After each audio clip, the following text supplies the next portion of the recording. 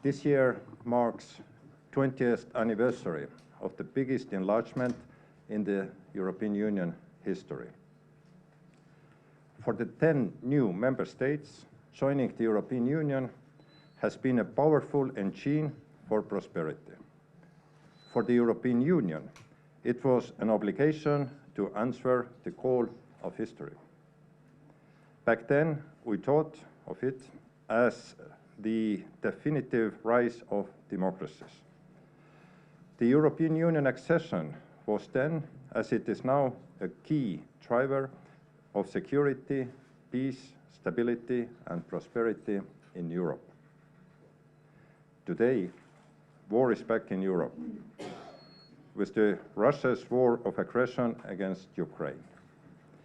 With the geopolitical challenges, a bigger and stronger European Union can be more influential global player.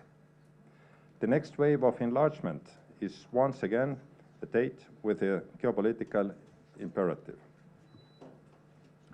The new fresh momentum for the enlargement is now.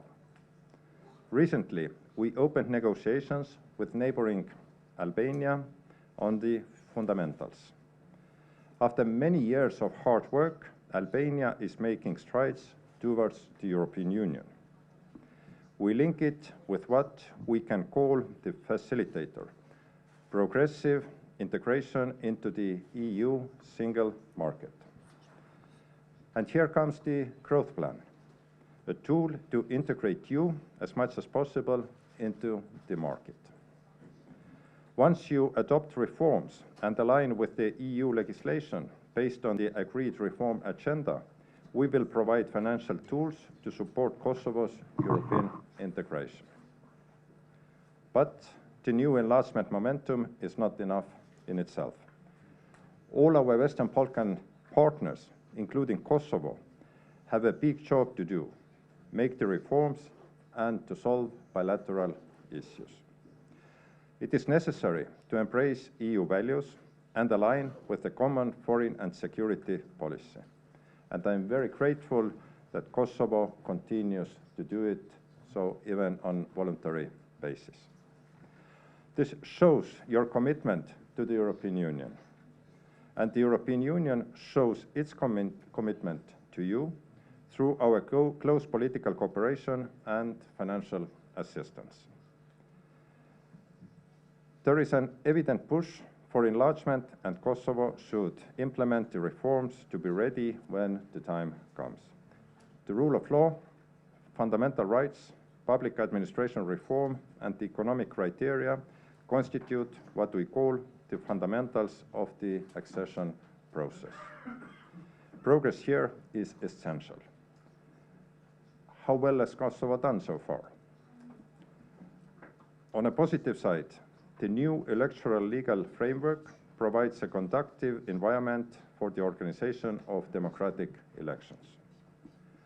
Progress on justice, freedom, and security evolves positively. The reaction to the 2023 attack in Banska showed the high level of professionalism of the Kosovo police. The number of indictments on organized crime cases has steadily increased. Kosovo conducted an information campaign on visa-free travel to the European Union. Report notes positive steps on fundamental rights, combating gender-based violence, advancing on the rights of the child, and finally implementing the Constitutional Court's judgment on Tečani Monastery. Kosovo made good progress in developing a functioning market economy. On the other hand, there is a limited progress on the areas that would allow Kosovo to cope with the competitive pressure in the European Union: labor, private sector investments, and education. The Assembly has faced challenges to exercise its powers.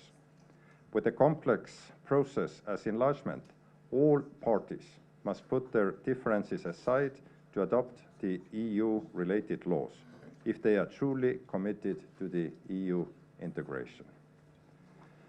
The progress of public administration reform is limited.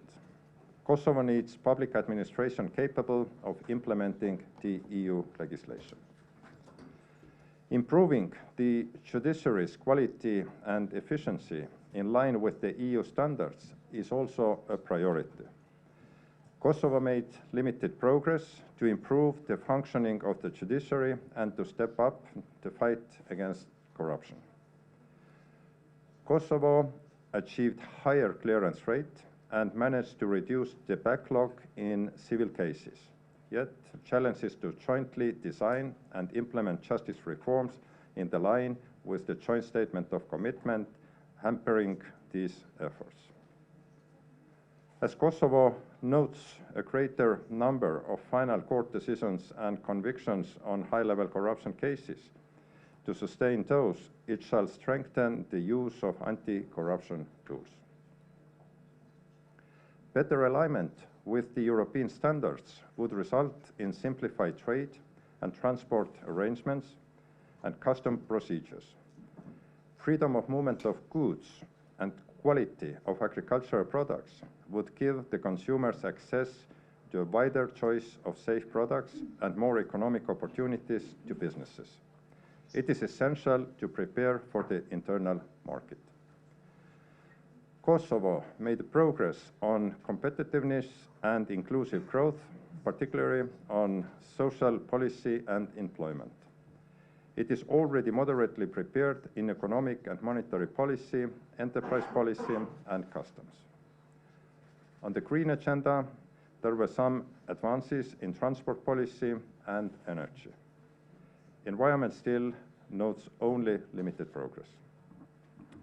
On good neighborly relations, Kosovo and Serbia are to implement their respective obligations stemming from the agreement on the path to normalization of relations and its annex, which is part of their European Union path.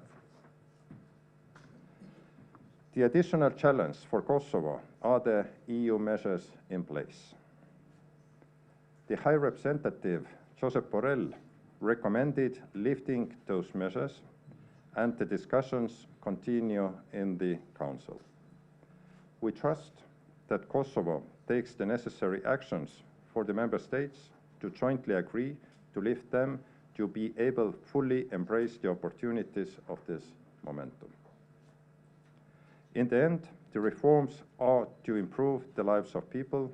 Credible reforms are essential for people to enjoy the equality before the law, protection of their fundamental rights and freedoms, clean energy, quality healthcare system, or good infrastructure. It is up to Kosovo to steer reforms. It is a complex work and takes time, but it is all worth of it. The steady progress over the years does result in better preparation to join the European Union.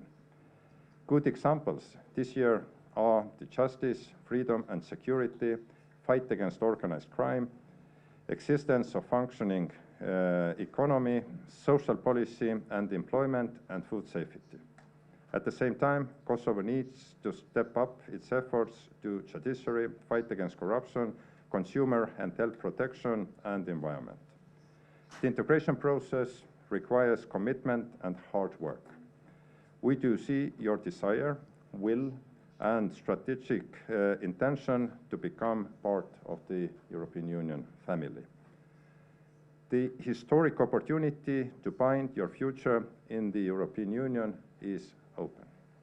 It is up to you to make use of it to increase the reform momentum. As I mentioned in my introductory remarks, High Representative Josep Borell has written the report for the Member States and has proposed to lift the measures. But to lift the measures, we need a consensus in the European Union, and so far we still work towards finding this consensus. Now you mentioned ACM dialogue, what is very, very important for Kosovo, for Serbia, and also for the European Union, as European Union is facilitating this dialogue. There are several agreements, but just one agreement is ratified in Kosovo Parliament with 2/3 majority concerning this ACM.